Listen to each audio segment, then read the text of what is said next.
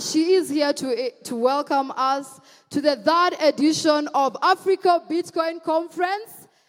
Kindly help me in welcoming to the stage Farida Nabourema. Guys, we need to appreciate her better. Kindly help me in welcoming Farida. Welcome, Farida. All right. Good morning, everyone. Thank you all so much for joining us in Nairobi, Kenya. It is really an honor to have you all here today. So I'd like to first begin by thanking all the teams, the sponsors, the advisors that help us organize the third edition of the Africa Bitcoin Conference. This gathering for us is not just a celebration of Bitcoin. It is a celebration of the power of community, the power of resilience and innovation. It is a celebration of the African spirit, the spirit that has always found ways to rise even in the face of adversity. I want to take a moment to also thank those who made this possible. To everyone who believed in us, supported our vision, and those who gave us their time, their resources, and their energy to bring this to life. Your contributions remind me of something deeply profound, that change is not built by one person alone, it is built and driven by communities. As we sit here today, surrounded by some of the brightest minds in the Bitcoin space, I want to remind all of you of why we are here. We are here to learn, we are here to share, and most importantly, we are here to build a future that will not only transform lives on the continent, but inspire the world. I often reflect on the question, what can we learn from Satoshi Nakamoto? Satoshi gave us Bitcoin, but more importantly, they gave us vision, a vision of freedom, of fairness, of a system that respects every individual's worth. Satoshi didn't create Bitcoin to make themselves rich or powerful. They created it as a tool for liberation. Bitcoin is a system that says, you matter, your time matters, your labor matters, your life matters. And it isn't that exactly why we are here in Africa. On a continent where your currencies are collapsing, where inflation robs us of our dignity, where people work harder every year to find themselves poorer, Bitcoin offers something radically different. It offers hope. When I first started attending Bitcoin conferences globally, outside of Africa, I noticed something that troubled me deeply. Africans were invisible in those spaces. Our voices weren't seen or heard. Our contributions weren't being recognized. And I began to ask myself why, but the reasons were pretty clear. Our work is often unseen, dismissed, and undervalued. We face discriminatory systems like visa policies that block us from participating on global stages. And we lack resources because traveling on this continent and even beyond is a luxury that many cannot afford. So I made a decision that if we cannot get Africans to attend Bitcoin conferences in the world, we organize the Africa Bitcoin Conference and bring the world to Africa.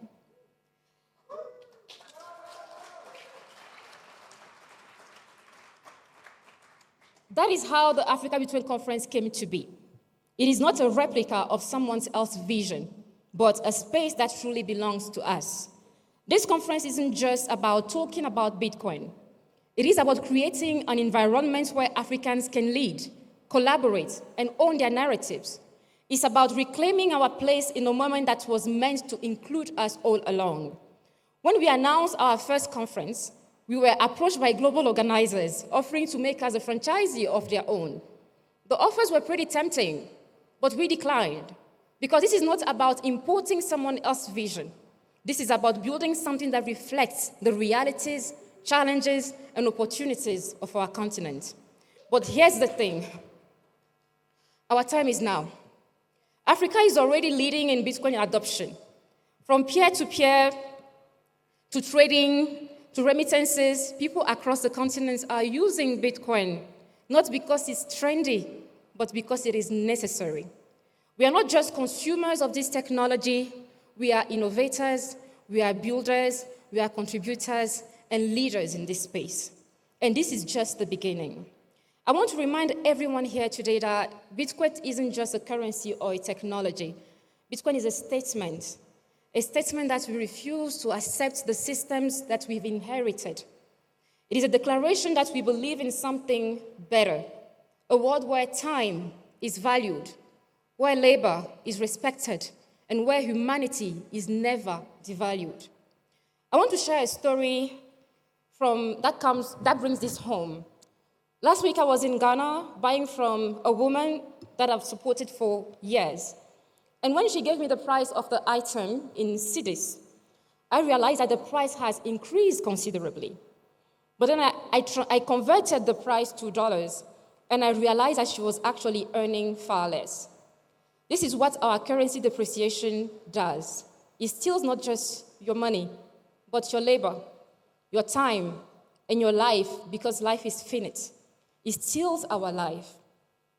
So this isn't just happening in Ghana.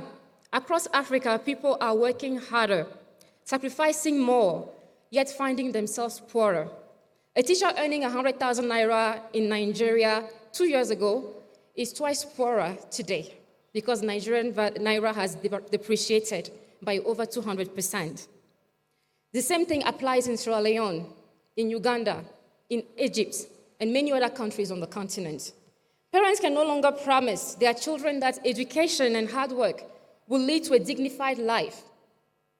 Because every year, their labor, their skills, their time, and their lives are devalued by a monetary system that works against them. Bitcoin offers something different. It doesn't just appreciate in price, it appreciates in humanity. It values every person equally. Whether you're a farmer in Togo or a developer in the US, the Bitcoin you earn, hold, or buy is the same for everyone. You do not need to hold a passport of a developed nation because the system does not penalize you as a Bitcoiner. And the most beautiful aspect of it is that it is totally permissionless. It is a system that says your time, your life matters. And this is what Satoshi taught us, to disrupt systems of control that exploits the many for the benefit of the few. To create a world where financial sovereignty is not a privilege, but a right. And to believe in the possibility of freedom and monetary equality. Over the next few days, you will meet some of the most brilliant and visionary people in this space. I encourage you to be generous with your knowledge, but also eager to learn from others. Share your ideas, your experiences, and your insight. And don't be afraid to ask questions or challenge assumptions. This is a space for collaboration, not competition. A space where we lift each other up, where we help those at the bottom climb the ladder of opportunity. Because the truth is, Bitcoin wouldn't exist without generosity. Satoshi gave us Bitcoin, not for personal gain, but for humanity. And so, as we celebrate Bitcoin reaching a major milestone, like the $100,000 prize, let us celebrate something far greater, the infinite power of freedom. Let us celebrate the belief that we can build a better world, not just for ourselves, but for the billions of people whose voices have been silenced for so long and who have been marginalized by the existing financial system. This conference is just the beginning. The real work starts when we leave here and we take what we have learned, the knowledge we have acquired, the networks we have built to create change in our communities. So I leave you with this. Be bold and be bullish, but most importantly, be hopeful, because together we can build a future where no one's labor, time, or humanity is devalued ever again. Thank you and welcome to the third edition of the Africa Bitcoin Conference.